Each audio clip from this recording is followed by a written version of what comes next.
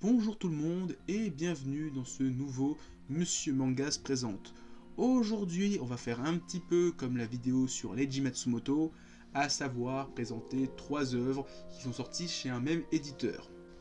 Aujourd'hui, on va parler de Kei Sanbe qui a sorti 3 mangas chez Kiun, à savoir L'île d'Ozuki, Le berceau des esprits et le plus connu de tous, Erased. Avant de commencer, j'aimerais parler d'une petite anecdote que j'ai découvert sur l'auteur. En lisant les tomes, j'ai découvert qu'il a été l'assistant d'Hirohiko Araki, l'auteur de Jojo Bizarre Adventure. Il a bossé sur la série de la fin de la partie 2 à la moitié de la partie 5. Ce mec, on va en parler aujourd'hui, il a bossé sur la partie 3 et 4. Truc de gueudin. Mais ça, on s'en fout. Pour l'heure, on va parler de l'île d'Ozuki. Dans cette histoire, nous suivons Kokoro et sa petite sœur aveugle Yume. Ils ont été abandonnés par leur mère et les deux enfants sont alors envoyés dans un centre de réadaptation sur l'île d'Ozuki. À leur arrivée, ils découvrent que l'école ne compte que 4 élèves et autant de professeurs. Une fois sur l'île, ils découvrent petit à petit les histoires des autres pensionnaires de l'école, histoires qui font froid dans le dos. Si Kokoro les écoute, les professeurs seraient des meurtriers et les élèves disparaissent assez régulièrement. Ajoutez à ça un fantôme de jeune fille qui vient souvent les visiter, les enfants décident alors que pour survivre, ils ne devront plus se fier aux adultes, et donc survivre par eux-mêmes. Ah, l'île d'Ozuki, je m'en souviens, à l'époque c'est sorti, Game One sortait plein de pubs sur la série, et je me suis dit, il faut que j'achète ça, un de ces 4, et un jour, à Japan Expo, il y avait les 4 tomes, je crois que le dernier venait de sortir, et je me suis dit, allez, j'achète tout d'un coup. J'ai tout lu rentrant chez moi, et putain, j'ai kiffé. Et pour l'occasion de cette vidéo, j'ai relu les 4 tomes. Et bien, j'ai tout autant kiffé. Franchement, le souvenir est resté intact. Voilà. Dans ce manga, le thème principal, c'est les enfants et l'enfance. C'est un thème qui est assez cher à Kei Sanbe, car dans ses autres œuvres, ça ressort assez souvent. En plus des héros enfants, c'est vrai qu'il a pas fait ça souvent, hein. Genre dans Erased, le héros c'est pas du tout un enfant de 8 ans qui essaie de sauver ses amis. Un petit peu comme dans l'île d'Ozuki. Et avec cette série, l'auteur aborde des thèmes qu'il n'a pas réabordés ensuite dans ses autres œuvres, à savoir les traumatismes des enfants. Parce que dans l'île d'Ozuki, donc c'est une sorte d'école où on voit des enfants qui ont des petits problèmes, genre il y a des enfants qui sont mythomanes, aphonies, donc qui peuvent plus parler, qui sont boulimiques, et tout ça à cause de traumatismes. Et voir des enfants traumatisés qui subissent des trucs encore plus traumatisants, et bien ça encore, c'est un truc cher à Kei Sanbe. Il adore le gore, la violence, tout ça, c'est un truc qu'il aime bien. Mais ça, on en reparlera plus tard dans sa prochaine œuvre, Le berceau des esprits. Dans l'histoire, comme je l'ai dit, on suit Kokoro et sa petite sœur qui viennent d'arriver sur l'île et qui découvrent l'île comme nous. Et le truc, c'est qu'à chaque fois qu'ils découvrent des choses, c'est par le biais des enfants. Enfants qui ont souvent des petits problèmes et donc on est en proie à se demander si ce qu'il dit est vrai ou pas. Et donc durant toute la première partie du manga, à chaque fois qu'on voit un truc, on se dit c'est vrai, c'est pas vrai, c'est surnaturel, c'est pas surnaturel. Ah, et on est tout le temps interrogé, on se demande vraiment si ce qu'on voit c'est vrai, parce que finalement tout ce qu'on voit c'est par le biais de Kokoro, qui est un enfant et qui a en plus un avis biaisé parce que on lui a raconté peut-être des mensonges. Et ça, c'est un véritable casse-tête parce que finalement, qu'est-ce qu'on regarde? On regarde une œuvre à la 3e personne ou est-ce qu'on regarde une œuvre à la 3e personne par le biais de Kokoro, donc qui est le personnage principal de cette œuvre? Vous comprenez ce que je veux dire? Et donc, par rapport à cette mise en scène, l'œuvre mélange le réalisme et le fantastique, parce qu'il y a une sorte de fantôme qui apparaît tout au long de l'histoire, et on se demande si c'est vraiment un fantôme ou si c'est pas Kokoro qui imagine ce fantôme, parce que finalement on voit l'œuvre à travers ses yeux, donc finalement s'il y a un truc surnaturel, c'est peut-être lui qui l'imagine. Par contre, micro spoiler, à la fin de la série, vous saurez tout. On répond à toutes les questions à la fin, dernière page, on sait tout. Pourquoi il y a eu ça, on le sait. Pourquoi il s'est passé, on le sait. Voilà. C'est pas une série où on va être un petit peu à la fin lésé en se disant mais pourquoi, c'est quoi ça? Non, t'avais qu'à suivre, moi je lui explique pas. Non, t'es expliqué, t'as pas à te faire chier. On t'explique tout. Ça c'est bien, j'aime bien. Les adultes, parlons-en, parce que durant toute la première partie du manga, on se demande vraiment si ce sont des méchants. Ils font des choses assez bizarres, on se demande s'ils sont vraiment méchants, genre ils suivent les élèves la nuit, ils ont des couteaux, mais Voilà, c'est un petit peu bizarre, c'est pas vraiment des trucs méchants. Et avec tout ce qu'on nous raconte par le biais des autres enfants de l'école, eh bien on a vite fait de cataloguer tous les adultes comme des méchants. Et tout ça est renforcé par un personnage qui est un petit peu l'ébauche du grand méchant d'Eraserhead, qui est vraiment un gros connard. Lui c'est le méchant de la série, attitude bizarre, harceleur sexuel envers les adultes et les enfants. Voilà, à cause de ce personnage-là, on met tous les adultes dans le même sac. Bien qu'il y en ait qui soient pas si méchants que ça. Au niveau du dessin, on va parler rapidement, c'est très joli. Franchement, c'est dans le même canon de beauté qu'il va avoir après dans Eraserhead. Par contre, ce qui me dérange, c'est un petit peu le fanservice. Il y a beaucoup de plans de culottes et de fesses, et autant quand c'est un adulte, ça me dérange pas, autant quand c'est une fille de 10 ans, ça fait un peu bizarre. Après, c'est un petit peu expliqué dans la mise en scène du manga, parce que tous les plans de la fille, eh bien, c'est souvent quand il y a le pédophile qui est là. Donc, tout ce qu'on voit au niveau plan de la fille, eh ben, c'est la vision du pédophile. Donc voilà, après, ça peut déranger les gens de voir les fesses d'une fille de 10 ans. Voilà, là, je préfère le dire avant que vous achetiez la série. Après l'île d'Ozuki, le thriller sur l'île aux enfants, passons maintenant au berceau des esprits, le survival horror zombie. Alors qu'ils reviennent tranquillement d'un voyage en Afrique, un groupe de lycéens se retrouve enfermé sur un bateau retourné en plein milieu de la mer. Ils se réveillent complètement désorientés après l'accident et ils découvrent qu'au milieu d'un bateau qui se remplit petit à petit d'eau, le plus grand des dangers n'est autre qu'une vague de zombies. Armés de pelles et de pioches, on va suivre plusieurs petits groupes qui vont tenter de survivre dans ce bateau. Et accessoirement tenter de sortir du bateau ou au mieux de découvrir la vérité. Qu'est-il arrivé au bateau? Et d'où viennent les zombies qui infestent les couloirs de celui-ci? Avec cette série, Kai Sambe tronche complètement avec ce qu'il a fait avant.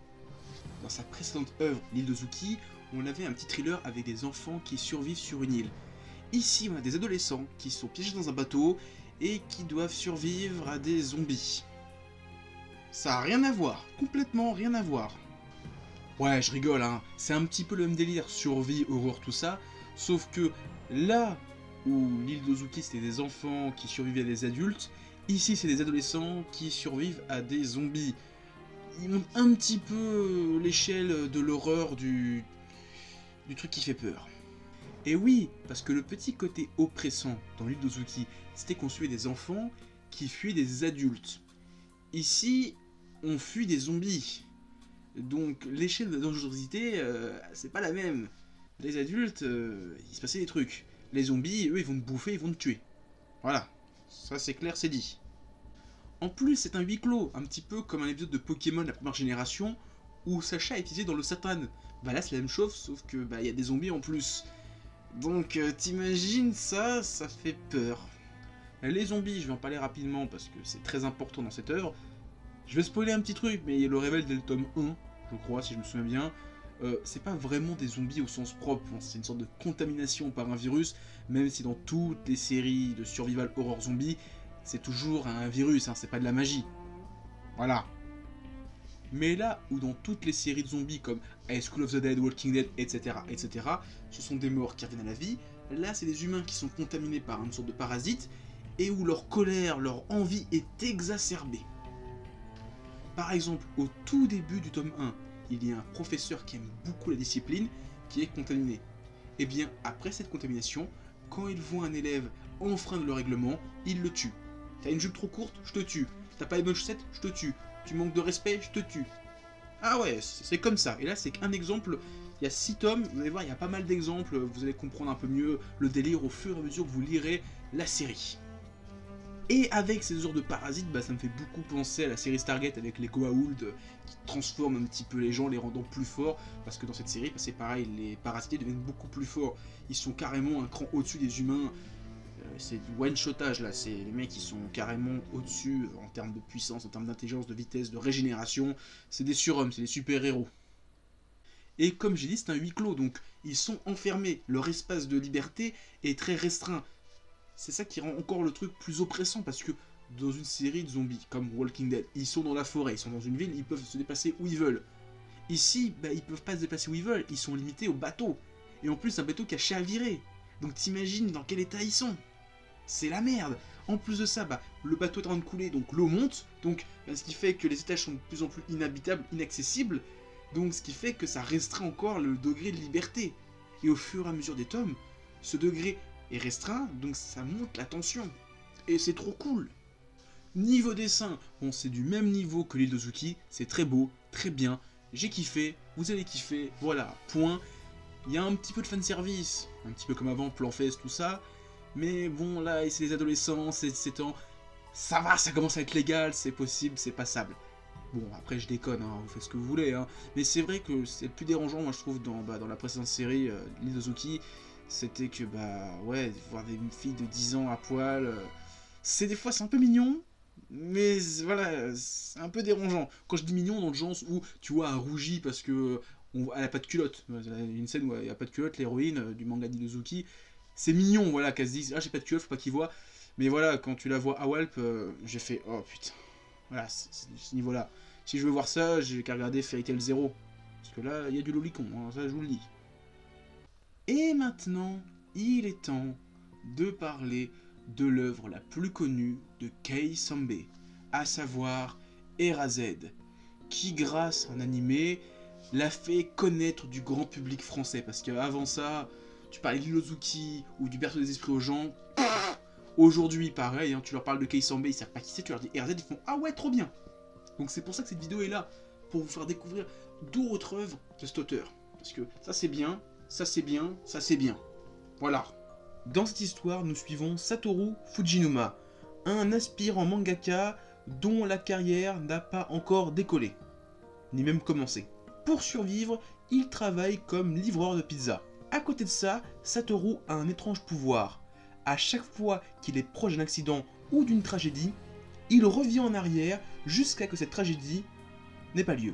Après avoir sauvé un enfant d'un accident de voiture, Satoru se souvient d'événements traumatisants de sa petite enfance, et après plusieurs événements tragiques, il se retrouve à voyager à cette époque-là, pour empêcher la mort d'une camarade de classe à lui, du temps où il était écolier. Ah là, cette série, qu'est-ce que j'ai entendu parler depuis que l'animé, avant ça personne connaissait, maintenant tout le monde connaît, tout le monde parle que de ça, mais personne parle de ça, tout ce qu'il y a eu avant, c'est dommage, donc là, on va pouvoir se lâcher. Pour commencer, j'aimerais parler de l'animé, qui est très bien, de très bonne facture, l'animé est très beau, l'histoire est toujours aussi prenante, par contre, la conclusion n'est pas du tout la même que dans le manga. La fin, la dernière scène de l'animé est exactement la même que celle du manga, mais la façon dont le héros vainc le méchant n'a rien à voir. L'histoire est complètement différente, donc si vous avez kiffé Erazed, allez lire le manga parce que vous allez être surpris, les deux derniers tomes n'ont rien à voir.